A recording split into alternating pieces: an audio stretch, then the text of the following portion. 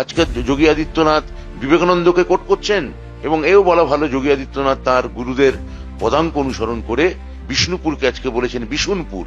তিনি বিবেকানন্দ কোট করছেন, আর তার কেন্দ্রীয় শিক্ষা প্রতিমন্ত্রী তার দলের বলছেন বিবেকানন্দ হচ্ছেন বিভ্রান্ত বামপন্থী। তিনি আজকে 3টে সভা করেছেন পশ্চিমবঙ্গে। কোথাও আর দাঙ্গা নেই, কারফিউ নেই, মাফিয়া নেই, সব এনকাউন্টার করে উড়িয়ে দিচ্ছেন।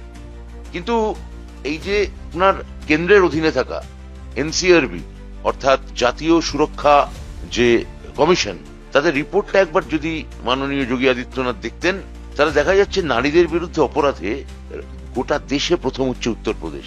কটা মামলা হয়েছে? 66,381 জন। এলাহাবাদ হাইকোর্টের একজন বিচারক পরিষ্কার স্পষ্ট সামনে জানাচ্ছেন উত্তরপ্রদেশ পুলিশ নিয়মিত বিচারকদের উপর চাপ সৃষ্টি করে এবং প্রত্যেকটা জেলায় আইনের প্রকাশ্য লঙ্ঘন ঘটছে।